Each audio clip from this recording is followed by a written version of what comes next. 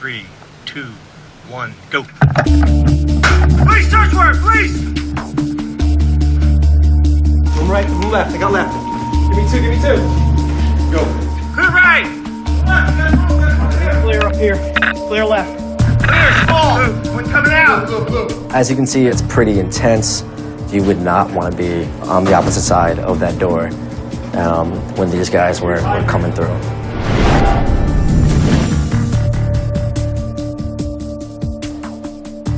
Okay, what are your demands?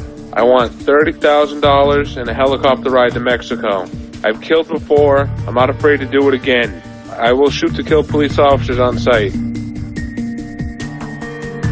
Police are trained to respond to every call with urgency. But when the caller is lying, like in the 911 recording we just heard, law enforcement becomes a pawn in a dangerous and expensive hoax. Swatting relies on simple and widely available technology to disguise a caller's identity. Disposable cell phones, internet call services, and even number-disguising apps make it increasingly difficult for police to track down these pranksters. You're gonna give me this fucking money. People are gonna fucking die if you don't. That is all I have to say. Good motherfucking bye. Somerset is one of the wealthiest counties in the U.S. It has great schools, a low crime rate, and like a growing number of police forces throughout the country, a souped-up Special Weapons and Tactics Force, or SWAT team, just in case. Beginning with the war on drugs, and after national tragedies like Columbine and 9/11, the U.S. has seen a surge in militarization and funding of SWAT teams in counties large and small. Over the last decade, the Department of Homeland Security alone has given away $35 billion in grants to state and local police. We went to spend the day with the Somerset County SWAT team at their Emergency Services Training Academy to see where that money was going. For the headshot, you're looking for eyes and nose. That's your target area. We apply for every grant. If there's a grant and we can get money for it, we'll apply for it. So we've applied Homeland Security money. We'll show you the Lenco Bear, our armored assault rescue vehicle. Infrared cameras and pole cameras and shields and stuff like that. We get a lot of that with grant money. Bear we use on every call out. Really? The Bear, yes. I think it stands for Ballistic Engineered Assault Rescue Vehicle. Lenco company up in Pittsfield, Massachusetts designs it. Here it is right there. Damn. It's roughly a $400,000 machine. We never would have been able to make that purchase if we didn't apply for Homeland Security money. Don't quote me. I think in the area of the high 50s is one cost, and again, it was purchased through grant money. What do we use this for? Is this sort of to, for a bomb situation, for a hazard situation? Could be for, right, if we feel there's a threat of a bomb, could be for exposure to chemicals or some sort of gas that could hurt us. And it could be just because somebody may want to shoot at us and we absolutely know they want to shoot at us, so we could send this in and it could deal with the situation and we don't expose our officers to undue risk. 20 years ago, we were running around with Radio Shack walkie-talkies because that's all we could afford. There was no money for this type of operation around here. You just got last year. Have you had to use it for any intense situations yet, or no? Not really. Yeah, right. Nothing big. Nothing major. Aside from Homeland Security grants that encourage local police departments to buy military-grade hardware for their own SWAT units, the U.S. government has for years given away this technology for free to combat the war on drugs and domestic terrorism. I'm amazed at the kids here, man. They are no joke. They're serious stuff. A U.S. Department of Defense program, often called the Pentagon Pipeline, has redistributed billions of dollars worth of surplus military gear over the last 2 decades to local police forces.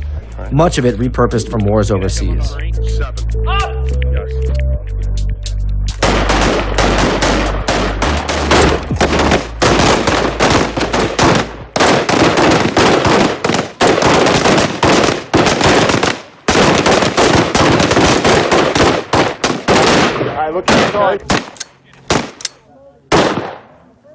All right, so the next course of fire is going to be 2 in the upper chest, then 1 in the head. 2 in the upper chest, 1 in the head. We've just seen a lot of heavily armed members of the SWAT team. You can see they are kitted out, and they look like they're ready for war. So it's pretty reassuring if you're going to be involved in a violent confrontation, I'm sure, in the surrounding area. But it doesn't sound like there are too many violent confrontations in Somerset County. SWAT teams were originally formed to handle violent civil unrest, shootouts, and hostage rescues.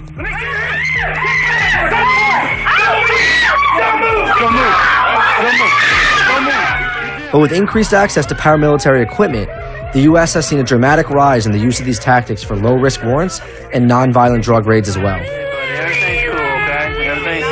It's estimated the number of raids conducted by SWAT teams has gone from 3,000 a year in the 1980s to over 50,000 raids a year today.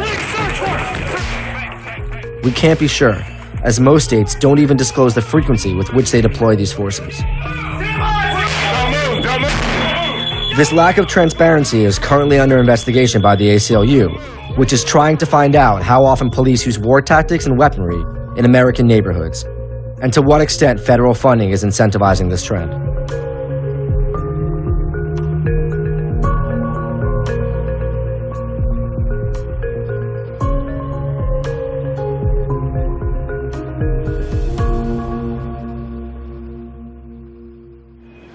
All a SWATter needs is a way to hide their phone number, a victim's address, and a crazy story to tell the police. We're at NYU School of Computer Science and Engineering to find out just how easy that is. Justin Kapos is a professor of computer science and engineering at NYU and an expert in cybersecurity. So we've got 12-year-olds that are basically pulling off the swatting maneuver. How easy is it to do this? In terms of technical knowledge, there isn't a substantial amount of information someone needs to have. They just sort of need to stumble to the right parts of the internet, to the dark sides of the internet, get the right sorts of tools, and then they can do this rather easily. Is there a type in the hacking community that people sort of point out as the cliched person that does this sort of swatting thing? Yes, a lot of times it's people who are rather young, who are maybe don't have the same sort of mental and emotional development that many of us get later on in life, and so they kind of don't know the lines between right and wrong quite as well. So it's often what we in the hacker community term script kiddies that do this kind of stuff. So they know only a few things, they know a few sites they've been to, and they've kind of learned, hey, this is a fun little thing I can try to do, and they're kind of unaware of the consequences of sending, 30 or so heavily armed police officers to someone's house to break down the door. In Los Angeles, it's known as swatting, and it's become an alarming trend. Swatting pranks have been used on some of the biggest names in Hollywood. Swatting began to attract national media attention when celebrities became victims. There is breaking news happening at the Kardashian house. And it's happening more and more. Last week, Rihanna and Sean Combs were targeted. Before them, Tom Cruise, Charlie Sheen, and Miley Cyrus. All fake incidents, prompting massive responses. Aside from sending out a bunch of well-armed officers into innocent people's homes, swatting can cost tens of thousands of dollars. A fact not lost on California State Senator Ted Lieu, a victim of swatting himself. I was at a meeting in Orange County, and I got a call on my cell phone from a police officer in Torrance who said, is this Ted Lieu? And I said, yes. And he said, where are you? And I said, I'm in Orange County. And he goes, okay, so you didn't just kill your wife in your home. And I said, no, I did not. And he said, well, we got a call that you did, and we're sending multiple police cars to your home right now. I hung up and tried calling my wife, letting her know that this was happening, and then I couldn't reach her. But by that time, police force already showed up, and there were people with rifles going through her home. You had fire trucks, you had paramedics. It was a very large response. But she also knew I was carrying a bill on swatting, so I think part of her was thinking, I wonder if this is related to that, and someone decided to, swat her house. Celebrity swatting occurred with such frequency in California that the LAPD stopped publicly reporting these incidents for fear of copycats. Senator Lieu introduced legislation this year making swatters liable for the full cost of fake SWAT team raids, which can amount to tens of thousands of dollars. The reason swatting calls result in massive police responses is because the 911 operator often cannot tell if it's real or fake, and they have to assume it's real. Swatting is dangerous in a number of ways. First of all, it drains law enforcement and firefighter resources. And so they're responding to one swatting call, or maybe more than one. That means it can't be responding to real emergencies. It's also dangerous because the actual incident is very tense for the people who respond. They're under the impression people are dying at that home or whatever their place is. And imagine if it's dark at night and they all show up with their guns drawn, you could see a miscommunication result in death or injury very easily. Despite the national attention, celebrities are not the only victims of swatting. Far more often, it's regular families. So we're in Long Beach, Long Island right now. We're in April. Jose Castillo and his family were swatted after Jose's little brother beat somebody in a Call of Duty video game and he prank called the police. Now, half the town's police force, SWAT team, helicopter, and medical personnel all showed up at Jose's doorstep because they were told that his little brother killed Jose and his mother.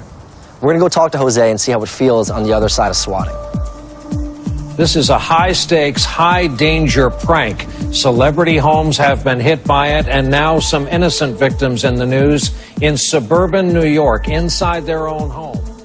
My little brother was playing his Xbox 360 or whichever it was he was using. He told me there was someone on the other side of the microphone, you know, in a party chat, telling that he was gonna call the police, that he was gonna SWAT him, and... He used the term swatting? Yeah, he used the term swatting. He was like, I'm gonna SWAT you. And my little brother was like, Jose, someone is telling me he's gonna SWAT me. And I told him, get off the game. Jose went out and returned a couple of hours later to find his street closed off and his house surrounded by police and emergency responders. So what were you seeing? You were seeing just like police all in this area? Yeah, I thought it was a fire or something, you know, maybe in my neighbor's house. And then I see my mom getting carried away by like 2 police officers. I just approached the first officer that led me through the perimeter, and I asked him, like, what's going on? He told me someone inside of the red house shot and killed his mother and brother. I'm like, what are you talking about? You know, I'm like, what are you talking about? How can anybody be dead in the house? There's only 3 people that live there, and it's me, my mom, and my little brother, and I'm right here, and she's over there. So I'm sitting there like, can I like speak to like your supervisor or someone? Can I speak to someone that could like listen to me right now? And you know. So at this point, you're talking to the officers. You're trying to figure out what's happening. At what point do you does it kind of click in your head that maybe this is related to that threat that you got earlier? Once I saw the SWAT team come in, actually like getting ready, putting in all their uniforms, and at this point, my little brother's still inside of the house and he doesn't know what's going on. And I kept telling the police, look, I seen this in the news, this is a joke. And, you know. Nothing. And no matter what, they can't stop the process? Like, I don't understand. Yeah, what they told us is they have to make sure that there's nothing going on. So they had to actually go in, and I wish they would have listened to us a little more, but, you know, they have to do what they have to do. You think your little brother's going to play Call of Duty again after this? Never? Nah. He's done. Online video games are just one of the means by which swatters can easily get personal information used to prank their victims. Once obtained, it's even easier to place calls anonymously. What about in terms of law enforcement actually catching the people that are doing this? You see every now and then, you know, a 16-year-old will get busted here, a 15-year-old there. They're having a really hard time catching these people, huh? They do have a hard time catching people in general with it, because people who have been doing this now, they sort of know, well, the way that we need to do it is we need to disguise where this call is coming from. The hacker economy is very much that, an economy, and so there are people there who are willing to sell kind of pre-built malware and pre-built boxes that do certain malicious things that really you only have to click a box, or you download software and click a button and it's ready to go. And this is just sort of actually a small front in this battle between good hackers, bad hackers, law enforcement. That just doesn't seem like it's ever going to stop. It's very difficult, especially for the good guys, because if you're doing defense, you have to kind of protect everything, and you have to protect it against sort of all possible ways somebody can get in. If you're an attacker, then you just have to find one thing that they've kind of forgotten about, or maybe multiple things, and find a way to chain them together into what you want to do. Despite the abundant resources for tactical gear, the real problem facing law enforcement is that most departments don't have experts trained in cybersecurity to help police analyze and track down fraudulent 911 calls. There's a potential now for an increase in false reports, and I'm sure, you know, every time you guys get these calls, you're wired up, you're good to go.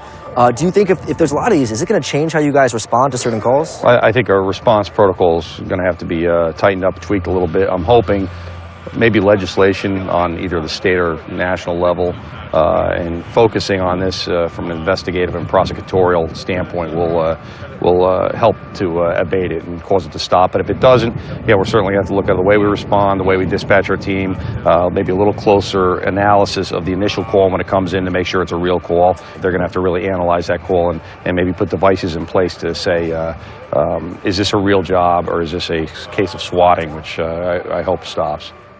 You know, you guys are like a machine. Like, we've seen the way you guys move, the way you fire. Everyone here is trained top notch.